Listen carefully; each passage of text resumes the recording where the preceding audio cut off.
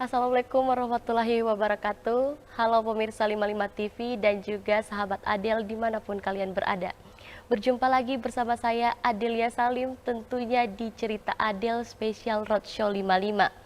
Nah, di episode kali ini kita akan berbincang-bincang dan mengenal lebih dalam sosok dari Ibu Bupati Belopa, Ibu Dr. Hajah Hayarna Hakim Basmin SHMSI.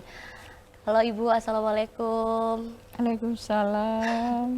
Apa kabar Ibu? Alhamdulillah baik nak. Amin.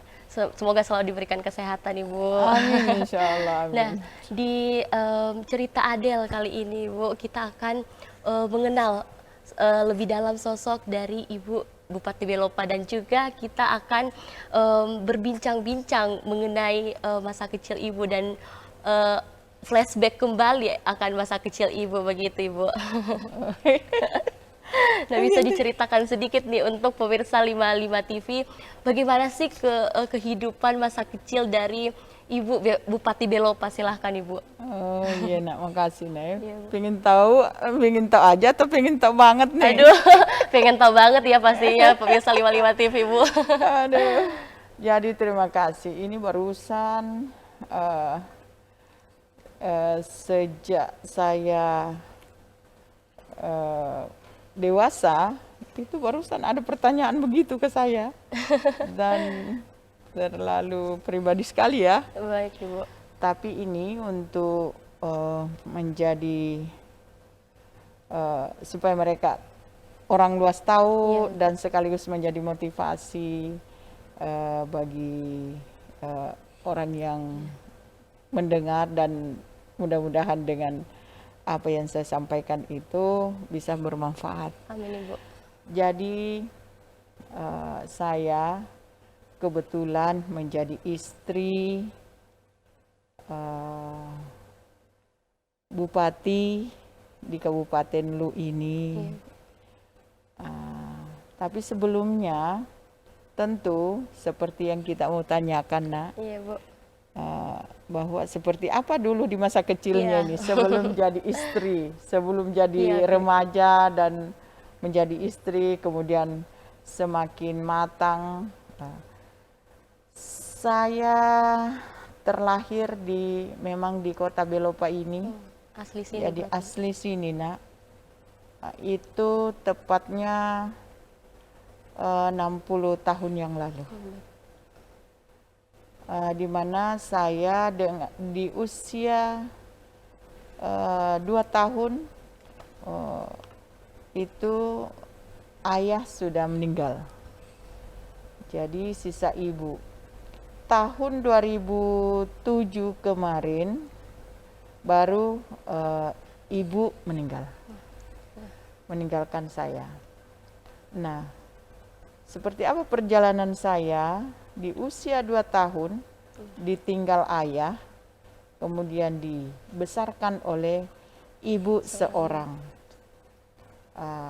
Kebetulan ibu orang tua saya itu di tahun-tahun seperti itu dianggap bahwa tahun di mana masih kebanyakan masyarakat kehidupannya yang seperti itu. Tapi saya selaku anak yang baru tumbuh kembangnya di lingkungan yang serba hampir dibilang seadanya, dengan kondisi sisa-sisa sebelum kemerdekaan. Ya kan? Sehingga saya dibesarkan oleh ibu dan saya kebetulan dari 9 bersaudara, saya anak bungsu. Oh, anak bungsu Bu. Jadi kakak-kakak saya itu kalau bahasa dulunya itu pedagang. Iya. Kalau bahasa lu-nya di sini padangkang. Padangkang. Jadi dari 9 bersaudara itu nggak ada yang teruskan sekolah. Dia hanya memang karena kita terlahir dari anak padangkang, dia hanya lebih cenderung mencari menggeluti ekonominya ketimbang menuntut ilmu. Orang tua pada saat itu ibu saya pacuh saya agar saya sekolah. Jadi karena pada saat itu keterbatasan orang juga untuk bagaimana membantu kakak-kakak di usia saya baru SMP, saya sudah membantu kakak untuk bagaimana mengembangkan itu dagangannya, kira-kira begitu. Walhasil cerita saya selesai sekolah di PGA Negeri 6 tahun, 4 tahun Belopa, baru 2 tahun di Palopo, jadi 6 tahun. Seiring berjalannya waktu, selesai itu tahun 80 kita 81, kita masuk di UMI. Jadi saya masuk di salah satu universitas di Makassar. Pas kita dapat, masih istilah apa itu ya kemarin ya, jadi kita sarjana muda hukum dulu. Di tengah jalan saya ketemulah dengan sosok Pak Bupati ini sebelum jadi bupati, sebelum kan baru sekarang jadi bupati itu. Jadi saya lihat-lihat, kebetulan kan ada teman saya yang menyampaikan bahwa mau kenal dengan sepupu orang dari Belopa juga, dari Cilalang kan. Saya lihat, yuk kita ke sana. Saya bilang, boleh. Begitu saya ke sana, nak, saya lihat, wih, gagah ini orang. Langsung jatuh cinta pada pandangan pertama, Ibu. Iya, nak. Jadi sebenarnya yang duluan jatuh cinta itu saya. Saya orang tidak bisa mendustai kata hati. Membuka kartu sedikit ya, Ibu ya. Saya itu lihat, ini sepupu katanya ini, tapi ganteng ya. Tapi dalam hati saya, kita kan perempuan juga nih, malu-malu juga. Jadi lama-lama takdir yang mempersatukan kita. Tiba-tiba pada suatu hari itu kakaknya Opo bilang gini, kita mau lamar kita Andi. Kurang bener nih. Deg-degan nanti, padahal dalam hati saya itu yang saya tunggu. Tepuk tangan dong. Seru ini, seru. Seru sekali ya, Ibu ya. Iya, nah. Jadi singkat, cuman udah sampai sebulan. Udah sampai sebulan langsung dilamar, Ibu. Iya, nah. Jadi kan langsung bilang, jadi kita mau lamar minggu depan. Saya langsung telepon, kasih tahu orang tua di sini. Pak Haji, ada itu sepupu yang mau naik melamar, siapa? Yang dari Cilelang. Bilangnya, iya sepupu tak itu, nak. Ya begitulah kira-kira gambarannya. Alhamdulillah. Setelah seiring berjalannya waktu, kita kembali. Saya juga terangkat jadi pegawai negeri. Jadi guru lah waktu itu. Jadi saya terangkat di Belopa sini. Saya mengajar di sini pas hamil 6 bulan. Saya ditarik ke Makassar. Jadi pindah, saya ngajar di Makassar. Lahir anak, terus saya pikir-pikir,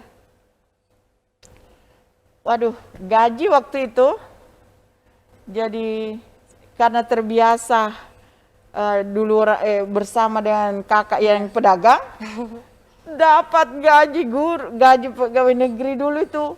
Kaget Ibu begitu. Iya, nak. Jadi gaji saya itu 54.000.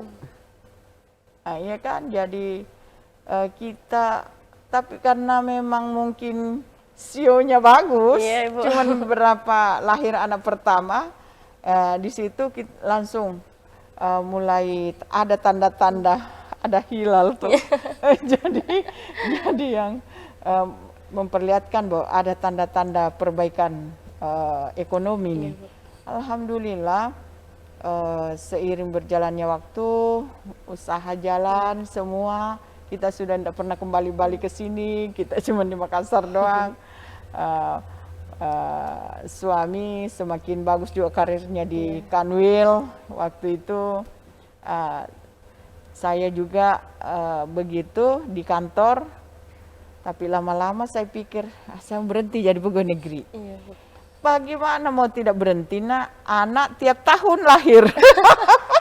Kalau boleh tahu berapa Ibu Iya, anak nak. Ibu? Jadi anak saya itu 3 putra, Iya, Bu. 2 putri. Ditambah 3 lagi, ada anak angkat, Iya, Bu. 2 perempuan, 1 laki-laki. Semuanya sudah selesai di sekolah pelayaran. Alhamdulillah. 1 sementara berlayar, bawa kapal, yang 1 ada sama Opu, yang 1 ada di Makassar. Itu kira-kira. Nah, Opu ada tidak sih momen atau kenangan yang sangat berkesan di hati Opu semasa kecil begitu, Opu? Kalau itu nak ada. Jadi yang saya ingat persis itu semasa kecil dan itu terbawa bahwa alhamdulillah karena lagi susah-susahnya ekonomi waktu itu, Ya. susah-susahnya ekonomi, tapi di lingkaran keluarga saya waktu itu, alhamdulillah nggak ada saya rasakan susah. Alhamdulillah. Iya, Berarti nak. bisa dibilang kehidupan Opu ini lurus-lurus aja dalam percintaan juga, nggak perlu waktu lama untuk Iya, nak. Bapak untuk mengenal Ibu. Betul, soalnya doaku terus begitu, nak. Oh iya. Karena doa itu Iya, selalu kan iya. Kekuatan doa. Allah Opu, itu iya. kan mendengar doa Yang penting kita. kita bersabar, Opu. Iya, nak, gitu. Baik Opu, pasti di sosok wanita yang hebat ada sosok yang inspiratif begitu. Siapa sosok yang paling berjasa di hidup Opu ini? Kalau saya sih, nak, orang tua, ibu, Iya. dan kakak-kakak saya. Karena dari 9, 2 sudah meninggal, 7 kemudiannya itu mendorong saya untuk harus sekolah. Dan alhamdulillah sampai bersuami, selesai S1, sampai terus-terus S2, terus-terus doktor, S3-nya, begitu kira-kira, nak. Dan yang banyak mendorong orang tua dan kakak-kakak saya. Tapi emang banyak yang bilang bahwa anak bungsu itu dipaksa untuk mandiri dan juga belajar dari kakak-kakaknya. Karena kebetulan saya juga anak bungsu, Opu. Jadi iya, nak. Banyak nilai plus yang Iya, didapatkan iya, kalau nilai tambah dari kakak-kakak ke kita kalau Iya, bagi Opu. kita yang bungsu, nak. Dan itu alhamdulillah sebagai penyemangat dan motivasi untuk kita lebih baik. Iya. Gitu. Saya lihat juga Opu ini adalah sosok orang yang mementingkan pendidikan, begitu Opu. Nah, seberapa pentingkah pendidikan khususnya untuk para kaum wanita begitu Opu? Iya, nak. Jadi sebelum kita menyerempet ke kaum wanita, Iya. kebetulan dalam rumah tangga kita itu tumbuh dan berkembang seiring dengan rumah tangga kita harus jaga tetap harmonis. Baik. Pendidikan juga karena kita memang Pak Bupati sebelum jadi bupati memang di kantor di dunia pendidikan dia. Saya juga begitu. Malah sampai saat ini sekalipun dengan berbagai kesibukan kemasyarakatan, tetap kita selalu melakukan sesuatu yang sifatnya bagaimana bisa pendidikan berjalan, gitu, nak. Tadi kita bilang bahwa seperti apa motivasi kita sehingga perempuan-perempuan itu juga bisa. Ada satu yang paling memang harus bagi saya itu di mana-mana ada pertemuan ibu-ibu, saya bilang gini. Kita tidak pernah melepaskan diri bahwa arijalu kawamuna ala nisa. Itu sudah tidak bisa kita keluar dari lingkaran itu bahwa laki-laki itu adalah pemimpin kaum wanita. Betul. Tetapi ingat juga, wanita ini ada juga di dalam bingkai di mana juga laki-laki itu bergerilya. Sehingga tidak harus karena adanya penekanan begitu, terus kita juga terkungkung kaum wanitanya. Jadi untuk supaya sejajar, supaya cinta tetap terjaga, bener nih ada resep nih nak. Oh, baik Opo. Kita dapat resep dari Opo, Pemirsa 55 TV. Iya, jadi saya kasih tahu ibu-ibu, kita mau enjoy, sekalipun suami itu sudah full bagaimana membantu mensejahterakan keluarga, kita juga perempuan harus ada di dalamnya sebagai pemegang andil dalam kesuksesan. Betul. Kesuksesannya bapak-bapak. Taruhlah seperti sekarang, Bapak Bupati membawa mengemban amanah dari masyarakat lewat pembangunan yang sangat banyak, yang tidak bisa sesuai dengan kebutuhan masyarakat dan kebutuhan masa kini, sekarang dan masa akan datang.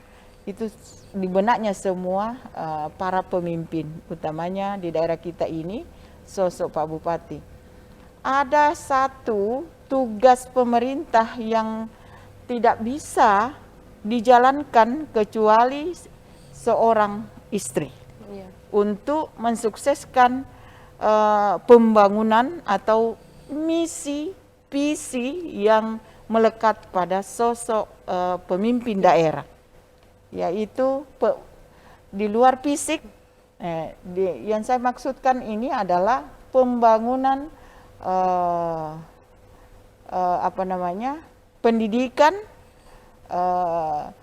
baik penerapan gizi. Ini kan sekarang stunting marak.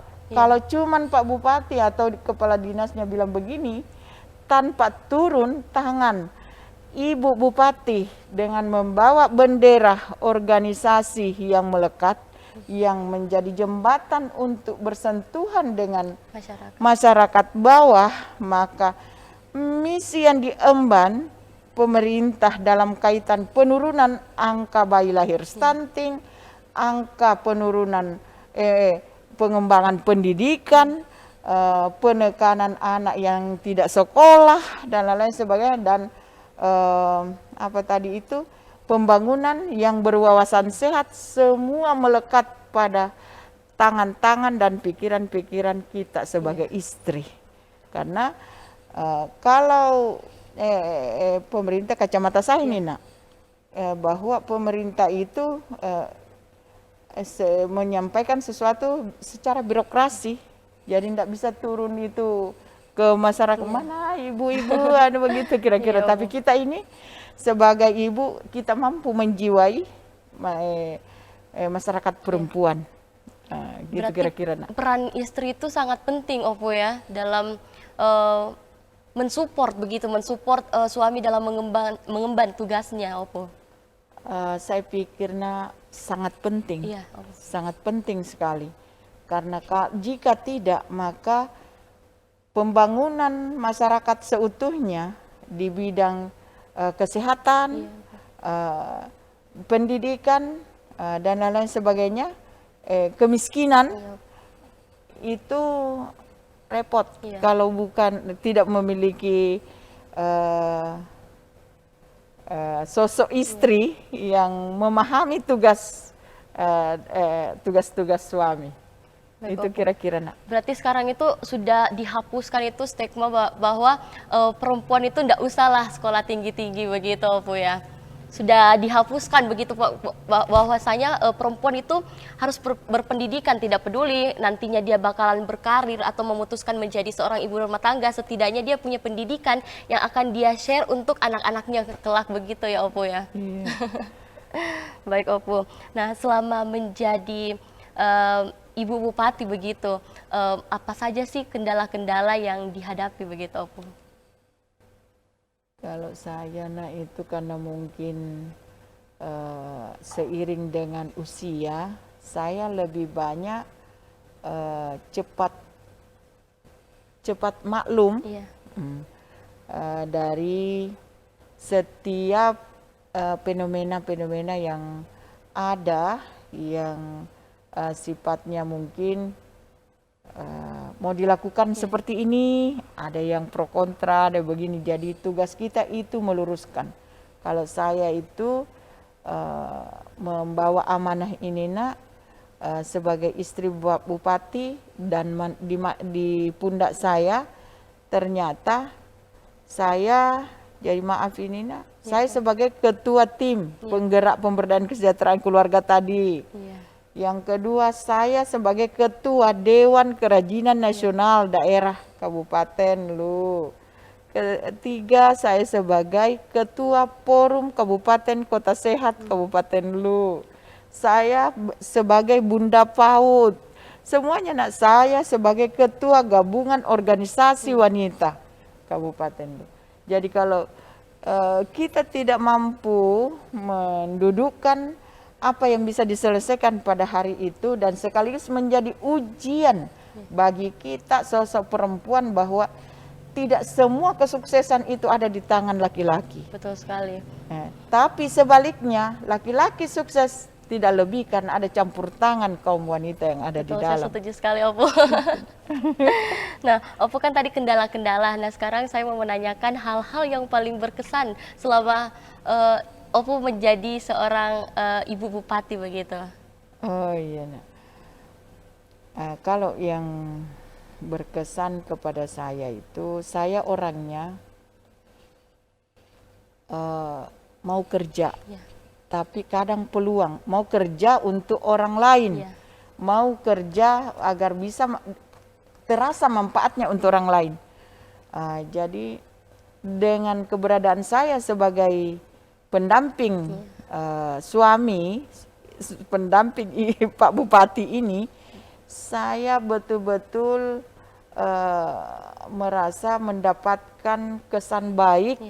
Bukan karena bentuk seperti apa, kesempatan yang menjadi kesan baik bagi saya untuk berbuat yang terbaik, yang bisa dirasakan manfaat positifnya bagi masyarakat luas.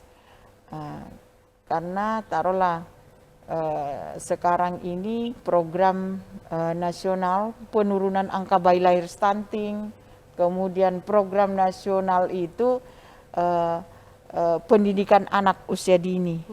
Itu semua, itu semua kita harus turun ke lapangan. Bagaimana stunting bisa ini, bagaimana KB bisa, kira-kira begitu gambarannya. Nah, saya juga sempat mendengar bahwa Ibu juga mendirikan sekolah ya Ibu ya, sekolah pelayaran dan juga Celebes Islamic School. Nah, apa sih motivasi di balik semua itu begitu Ibu? Bisa diceritakan untuk pemirsa 55 TV? Iya, terima kasih, ini berarti kita kuliti saya semua. Ini eksklusif ya di 55 TV. Iya, jadi persoalan kenapa kita mendirikan sekolah, jadi itu terpulang dari kalau kita hanya mendidik anak, kan bisa dihitung jari tuh. Sementara kita tahu bahwa Faiza mata ibnu Adama ingkata amaluhu illa bisalasin. Apabila telah kita meninggal, maka putus segala amal kecuali 3 perkara. Jadi salah satu di antara pengamalan itu yang ini di hati saya adalah amal jariah. Amal jariah itu kalau salah satunya mau jadi ustaz, tidak bisa jadi ustaz. Lebih baik saya tekuni membuka sekolah. Kalau sekolah ini berhasil, anak-anak di situ bisa dia manfaatkan hasil pendidikan diperoleh dari anak beristri, punya anak, bisa dia hasil dari situ. Betul, itu alhamdulillah, berarti kita ini sosok yang selalu punya ladang pahala untuk bekal di kemudian hari. Itu kalau gambaran saya begitu. Nah, selain kita harus mikirin dunia, kita juga harus mikirin ke depannya kita di akhirat yang lebih kekal, Opo. Kalau saya begitu. Iya, baik, Opo. Nah, sebelum kita pindah ke pembahasan berikutnya, ada satu pertanyaan lagi nih, Opo. Nah, apa sih hal-hal yang tidak diketahui masyarakat mengenai sosok dari Bapak Bupati Luwu seperti itu, Ibu? Apa yang tidak diketahui masyarakat? apa sebenarnya yang tidak diketahui masyarakat? Kalau untuk saya pikir yang memang tidak semua apa yang dia lihat masyarakat itulah adanya. Yang tahu itu cuman istri doang. Jadi rahasia ya? Iya, rahasia itu nak. Baik Ibu. Nah sekarang kita beralih ke potensi yang ada di Kabupaten Luwu ini, di Belopa lebih jelasnya Opo. Oh sangat banyak. Oh ya. Kalau potensi di Kabupaten Luwu ini untuk sektor pariwisata itu nak tinggal SDM yang digenjot, karena potensi alam sektor-sektor mana perikanan, pertanian, semuanya sangat memungkinkan. Kalau seorang pemimpin ke depan itu memang harus kalau kita mau memajukan Luwu ini, kalau menurut saya siapapun nantinya itu, harapan saya ini Luwu ini saya merasa optimis lebih berhasil pembangunannya dari segala sektor, dari segala bidang nantinya, dan bahkan bisa menyamai dengan kabupaten-kabupaten yang sudah maju. Amin. Iya. Nah, itu tadi di sektor pariwisata dan juga di sektor perikanan. Nah, sekarang saya mau bagikan info ke pemirsa 55 TV tentang apa aja sih makanan khas dari Luwu ini, Bu. Oh iya. Kalau makanan khas itu yang pertama ada, tentu kita kenal nak, ada kapurungnya, ada lawaknya, semua ya.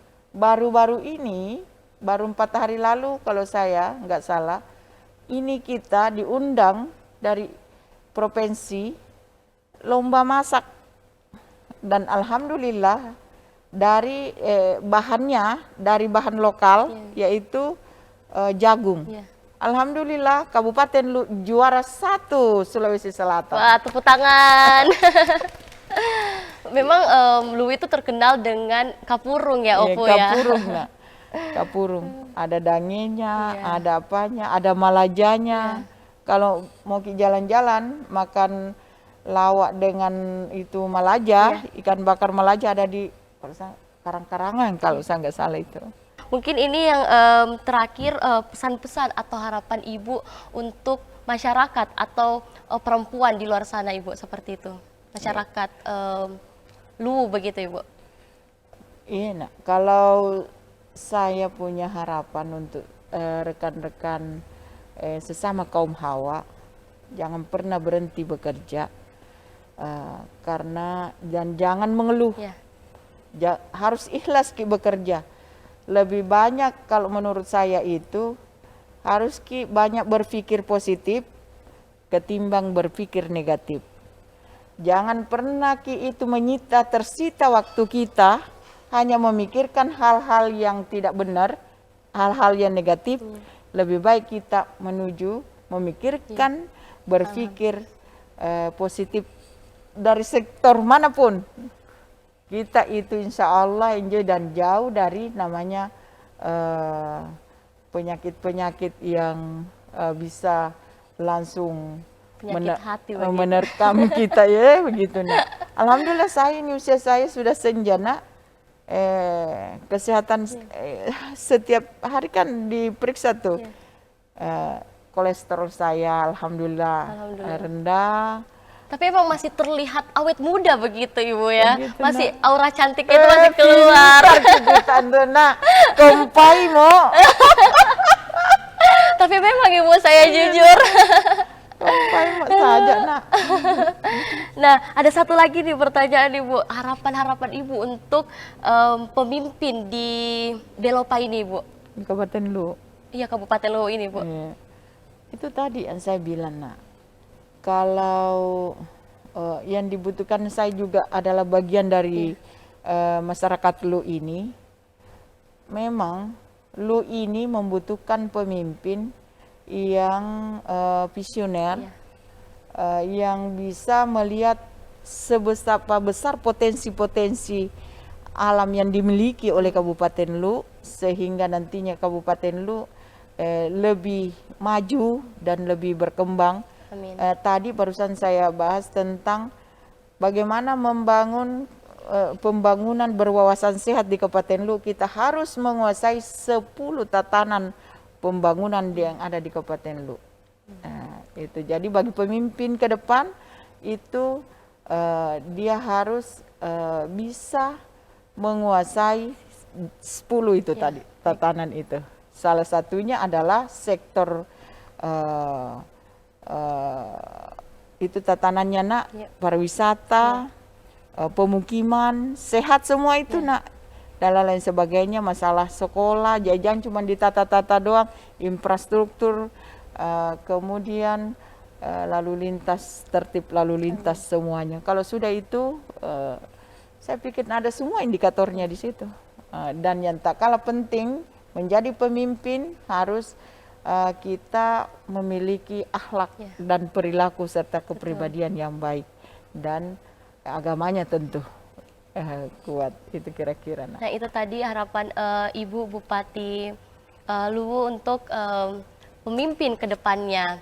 Baik, terima kasih Ibu atas kesediaan waktunya untuk berbincang-bincang dengan pemirsa 55 TV. 55 TV mudah-mudahan semakin jaya. Amin. Bagus, ramah-ramah juga ini. Alhamdulillah Ibu. Ini suatu kehormatan juga Ibu, saya bisa berbincang langsung dengan Ibu. Iya, nah. Ini dadakan sih. Ini saya dari situ dan saya bilang ada tamu. Iya Ibu. Gak apa-apa Ibu, masih terlihat cantik Ibu.